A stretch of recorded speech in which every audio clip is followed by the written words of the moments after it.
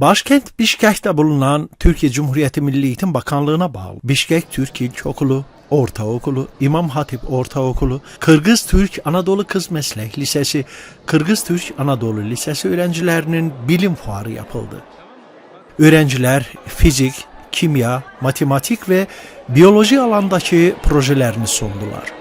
Bilim fuarına Türkiye'nin Bişkek Büyükelçiliği Eğitim Müşaviri Recep Sula, İçişleri Müşaviri Mehmet Tatlı, Kuzey Kıbrıs Türk Cumhuriyeti Bişkek Temsilcisi Atınç Keskin, Okul Müdürü İlknur Yenal, Kırgız Türk Manas Üniversitesi Ziraat Fakültesi Dekanı Mustafa Paksoy katıldı. Bilim fuarında öğretmenler Bişkek Türk İlkokulu'ndan Seçkin Nakçı, Ayşe Sezin Büyüközkan, Deniz Öncel ve İlhan Şahin, Kırgız Türk Anadolu Lisesi ve Kırgız Türk Anadolu Meslek Lisesi'nden Ferhat Yıldız, Hanifi Özşanlı, Ersin Meriç ve Aysulu Musratbek kızı öğrencilere danışmanlık yaptı.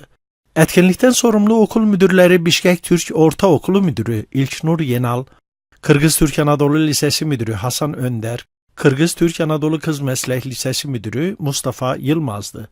Önce müdüre hanımefendi sizi tebrik edelim. Sayın müşavirimiz başta olmak üzere Büyükelçiliğimizin müşavirleri, Kuzey Kıbrıs Türk Cumhuriyeti'nin Büyükelçisi katıldılar. Program çok güzeldi. Uzun süre bizim çocukların, öğrencilerin hafızasında kalacaktır değil mi? Evet, kesinlikle biz de bu etkinliğe hem ev sahipliği yapmaktan hem de bu etkinlikte öğrencilerimizle katkı sağlamaktan çok mutluyuz. Müşavirliğimize, elçiliğimize çok teşekkür ediyoruz. Öğrencilerimize böyle bir fırsat verdikleri için. Öğrencilerimizin derste öğrendikleri şeyleri yaparak, yaşayarak uygulama fırsatı bulmaları bizim için çok büyük bir şans. Çok teşekkür ediyorum. Sayın müşavirimiz, hangi okullarımız katıldı? Geçen yıl öğretmenlerimizle elçimiz göreve başladığından bir hafta sonra görüşmek istedi. Bütün öğretmenlerimizi topladık. Orada fen öğretmenlerimizin böyle bir düşüncesi ortaya çıktı. Kısa sürede bir çalışma sonucunda geçen yıl olduğu gibi bu yılda bütün kurumlarımızın katılımıyla eğitim müşavirliği olarak elçiliğimizin bünyesindeki bir faaliyeti gerçekleştirdik.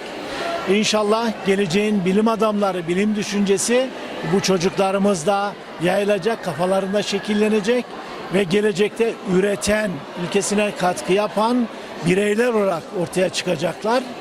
Bu yıl sembol olarak bir hedef belirledik. Bu hedefle ilgili de Aziz Sancar'ı belirledik ve çocuklarımızın tişörtlerine Aziz Sancar'ı yaparak gelecekte ideal olarak, önder olarak, yol gösterici olarak da bir bilim adamımızın, hepimizin iftihar ettiği, gurur duyduğu bir bilim adamımızın sembolüyle beraber çocuklarımız bu faaliyeti gerçekleştirdi. Gerçekten buradaki fen bilgisi matematik öğretmenlerimiz, kurum yöneticilerimiz büyük katkı sağladılar. Her birisi güzel sorumluluk alarak bu faaliyeti gerçekleştirdiler. Yine elçiliğimizden gelip bize katkı sunan müşavirlerimiz ve Kıbrıs Büyükelçimize de buradan teşekkür ediyorum.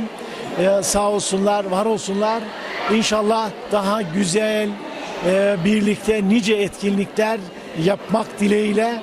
Bu arada Türker Yayın Grubu'na da teşekkür ediyorum. Bunu bütün kamuoyuna duyurduklarından dolayı herkese selam ve sevgilerimi gönderiyorum. İlknur Hanım, bunu devam ettireceksiniz değil mi gelecek?